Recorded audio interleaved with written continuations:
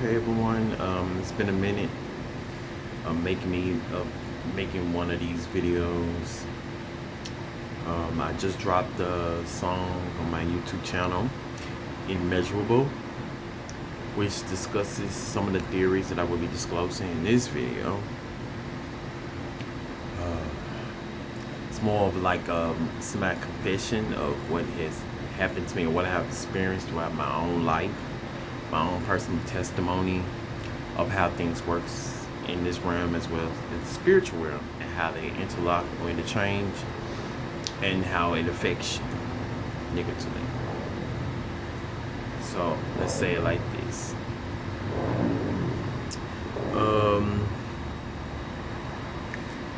I speculate that there are beings, gods, multi-dimensions. I call them. My son was probably gonna do is called. I don't know the name of it yet, but I'm saying like there's dimensions that coexist. They're parallel worlds. So all these beings are gods. They exist in one form or another, in one dimension or another dimension. They're also called clusters. So they're all up under this, what they have this created together, the universal law, and the karmic debt and transfer methods and laws. Even though they, throughout any book you read upon these different deities or whatever, they have broken their own rules and laws, so they can be perceived as all that is dual to gods in a sense. And in short, they find ways to siphon energy through worship or unaware worship. Chase after money, natural resources, land. And they have some ties to almost anything. They deliberately place themselves in those things, objects, in and around these, around the world they have created their multiverse realms. It's like in the same place and not. They do it deliberately, and you're not to be aware. They can care less if you don't believe in them or not. When you chase money, when you chase material, when you're chasing fame, fortune, when you're greedy, when you're sinning, you're indirectly giving tribute and some of your energy to them. They call it sin. Yep. Birds, break out the matrix, ring the alarm. You gotta fight to break out, fight back. And of course, they like sacrifices. Either for flesh, blood, through sigils, or through abstaining yourself out, or starving yourself of something, food or whatever. But they're manipulative. They're what I call them, trickster gods, pagan idols. They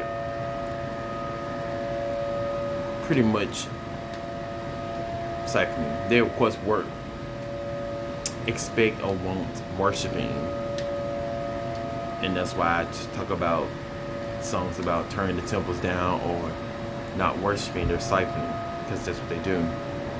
They exchange your energy, and they reward the fruit that are working with them to collect this energy, and they direct it and give half to their deity or god that they're worshiping or working for. So that's why I make my music about bringing in awareness and how we can claim our power and take that power back. and to stop giving it to these beings that only made this world deliberately to not limit you, just limit you, but to force you into existence and limit you for the purpose of not being able to fight to break out yourself. But it takes a lot, and that's why I try to expand all of us so we can be more powerful and know we can our power, so we can expand out. They underestimating that fact that we can break free of their spells and curses, and we have, and we are. But that individual got to be the one in the collective to want to do these things. They got to want to see the truth for what it is. I also speculate that I don't want to put another deity and say that some deities has fought for our benefit, to break out, to realize this thing, to have a certain knowledge and to fight. But ultimately, we need to just starve them out, so we can be free from this. Remember, like I said in that one of my other songs called Life Addicts, they want you hooked. He created the evil and the sin so you can be hooked. He created the evil and the sin for you to test your willpower, to test if you're going to give into it or not. I speculate that he created it because he betting on you, or they are betting on you to stay invested into this realm, through not only your fleshly desires but your material possessions and attachments to them. That's why it's important to detach, and that's why I use Christ consciousness or refer to Christ consciousness a lot, because it helps you to see these things and see through these guises and know when they're being played, even when you fall short or when you fall for it, it's something. It's a spirit of truth. I always found a way to reproof, or like not reproof, but to show you, prove to you what's going on. Why is it happening the way that it's happening? So it's, in the end, it's about us detaching from this world and knowing that the non-existence or the place that we came before this is all that we really need. We don't need any of this. We don't need a god, so gods. We don't need to worship anything. We didn't need food, water, or any of that. They even got deities attached to elements and spirits and familiars and all these different things. So even when you think you're doing the healthiest thing, they're still trying to find a way to keep you attached to this world. There are even one person around the world that doesn't need to eat or drink, but instead uses or seeks fame, which is something that they're attached to. They're a deity or a demon or whatever you want to call it, attached to, which is pride, associates to pride and just pride and vanity, you could say, to be known, to want to be known. But the point I'm trying to make is that you need to stop worshiping all of them, no matter how much hype they give, whatever book you read. And I also speculate that's what Christ was trying to tell us, is that that's why he had to hype us up by saying we're the gods and goddesses. He knows that some of them are personified, and we should be all trying to achieve breaking out of this and to break free from all the trials and tribulations, to know that we don't need any of it. We didn't need to procreate. That's why he fasted as much as he did. He fasted like 45 days. He's trying to show that, hey, you fasting is like the best method of detaching from all of them, claiming your power, reclaiming your energy, and to break free out of this realm, to know the answers that you're seeking, to know your origins, of the hope of the truth, the pure truth, not the formulated bending truth, the actual truth.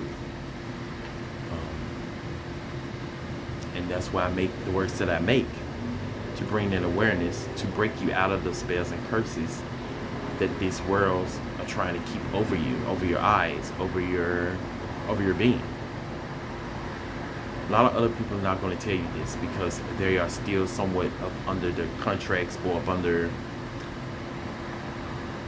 rule from these beings, and they still have benefit to some degree from them.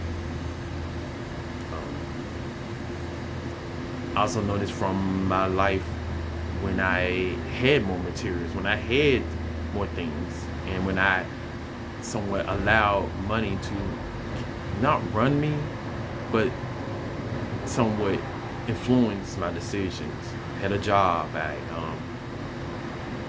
loans and stuff like that, and because of that, it caused me a tower moment. But I think a partial of that is because of people's hatred to see another person happy, because I started like discovering myself, singing, being more bold, and that what brought more of that unseen problems and hedges released over me. And then my relatives trying to push their form of religion onto me, and I learned from doing more research with these different religions, Christianity, Hebrew, Torah. So I'm learning these different things, and it's like,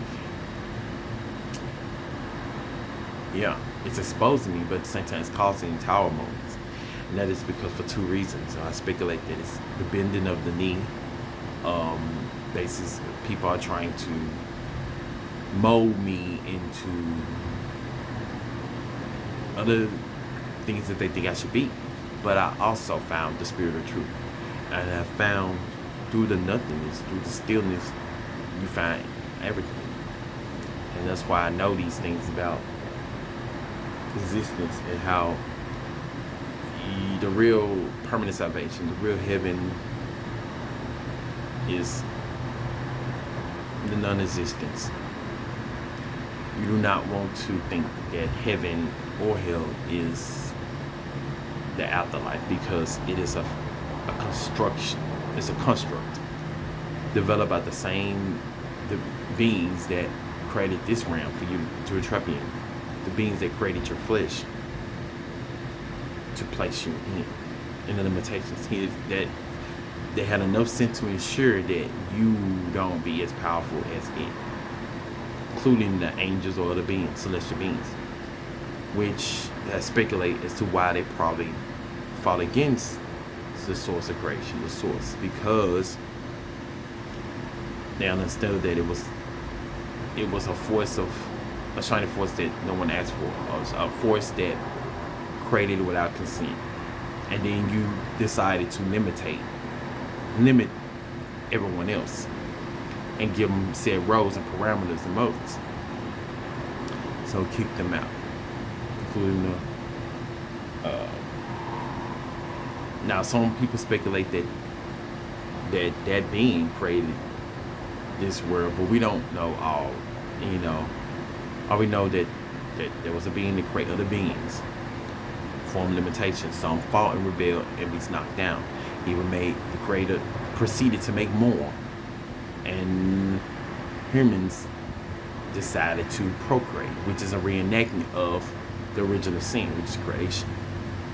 So you're forcing more beings into limitations as yourself, no matter how much you think you're limited. I mean, limitless, not in this realm, So I speculate that's why the watchers or angels or whoever beings call themselves empowering these beings to be more powerful, as powerful close to it or them, but it brought more conflict and chaos and destruction and seeds or offsprings that eventually Nephilim is said or rumored to cause more chaos and ruckus on the earth, eating other people and stuff like that. I don't think that was the intention, was to create offsprings to help wipe out all of humanity or all life forms, for the simple fact of freeing them. I think it was just done accidentally, although the other things were done deliberately, like the divination and the making of weapons and all vegetation, all the other different stuff. So it was half good, half evil. But they, of course, they'll be half good, evil. Look who they derived from, a being that created the good and evil. What I'm saying is that the force that created this mess, created all these multi-dimensions and realms, they likely sucking up propaganda and they're vying for your energy. And I think, I speculate that they work together to some degree to formulate plans to ensure that the masses stay more or less subjugated, that they will be willing subjects to this siphoning and harvesting system, unknowingly or knowingly. For the ones who think they're not being siphoned or they're not worshiping anything, just by worshiping material or holding so much value to it, you're worshiping. But the point I'm trying to get is that we need to combine our powers, and I also written in there that we need to combine our powers and manifest those and work together to manifest the force of undoing into this realm to pretty much free us all and to wipe everything by karmic universal law and fairness. There was a force that created everything. There should be a force that can undo everything, unsanctioned, without anyone activating it or telling it to, or trying to. You don't have to answer to anyone or anything. It's not under any parameters of the universe or the world or nothing. It's not under any molds or constructs. So it definitely can do this. But at the same time, we have to wake up to that fact of what I'm telling you and how we can break free and stop worshiping, stop giving in. And it's hard because you want to be a part of something. But for me, in some cases, it's beneficial that I've spent most of my life being unique, being outside of the box. Didn't really fit in most of my life. I've been a lone wolf or did things on my own accord. I didn't have many friends, even now. So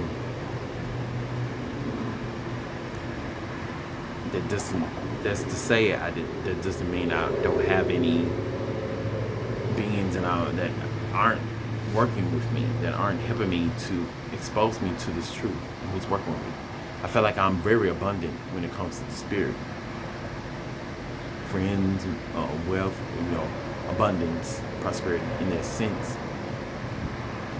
Even though I call it permanent salvation and non-existent, whatever, it's something that is working with me to expose the whole truth of things. I can't really just explain the whole thing because I have to organize my thoughts more, do more research that verifies this. But I'm pretty sure I'm telling the truth about everything. about the Watchers, about the angels, about the so-called creator God. In some other videos I made about the archons, reference to the archons Yahweh, the the Gnostics, Scythian Gnostics in particular. That's one of my faves, perspectives, religious perspectives. I want to go on what religion I drawn to, and that is because it talks about that. Plus, it advocates for anti-natalism. It advocates for no procreation, which is, I really think that's the main answer to getting out of this. But people got to see the importance of stop feeding back into this loops of being again and again. They got to want to detach. They got to want to see why. And I know some people are seeing why life is just, it's not, it's a disservice in a sense. It's pointless in a sense. You're literally just meant to be energy and to be siphoned. So they do things to make you feel like you're important. In the end, you're just something, a tool that they need to use. The majority of the people. It's rigged. Like, certain people are meant to just be at a certain level, and some people are meant to be higher up. Some people are meant to be operating as a principality, and some people are meant to fulfill roles that do more of the dirt grunt work and get rewarded for it.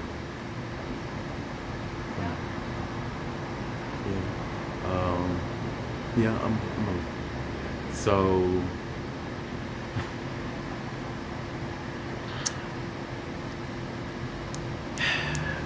I can go on and on. I can make a long video because I have a lot of thoughts when it comes to interpreting this reality or existence that we're living in, and how we can return back to that original state, that being before we was exposed to evil, sin, or life itself.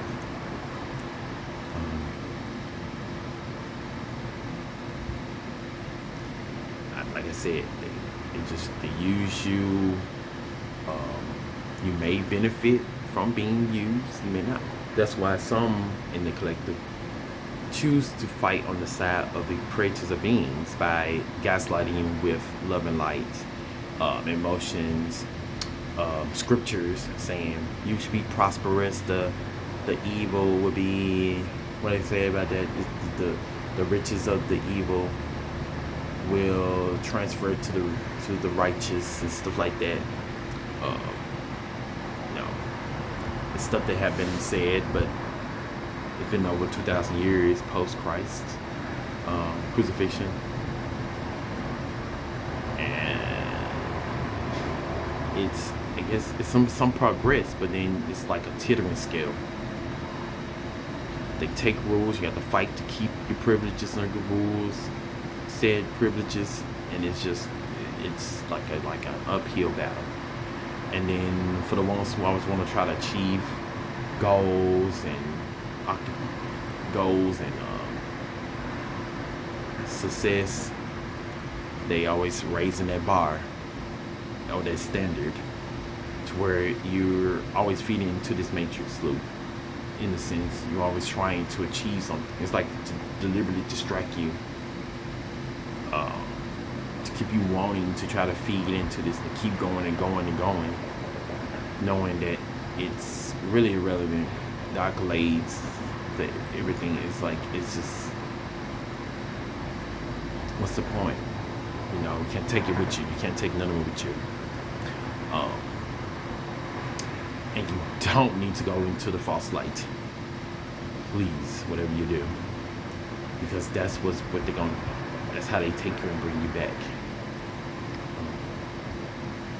That's meaning the false light is heaven, in a sense. It could be that. And they try to also false hope you with the rapture. It will come, it will come, it will come. They want to keep you in a docile place where you're just waiting for some being to just say, okay, y'all can come now. When it needs to be doing this, undoing this mess. All of them need to be undoing their mess collectively. But they're not, because they're benefiting off the masses' energies. They ain't gonna do that. It seems like it is not gonna be done. Because they just don't want to. It seems like they don't want to.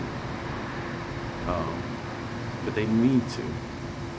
They know it's fair and about right, because they forced beings into this. They forced even the earth to be the earth. You said that the earth was just void. It wasn't. You forced life, like a life forms on this. They could be free from this energy as well. They would probably want to be free. The earth want to be free from this. If there's such thing in a Mother Earth spirits, I would think she want to be free from this too. That's why she called us up trying to clean up the mess. But I don't know. People want. You gotta like see. Gotta detach to see what I'm saying. But it's still up to the collective. You know, if we can break out of this together.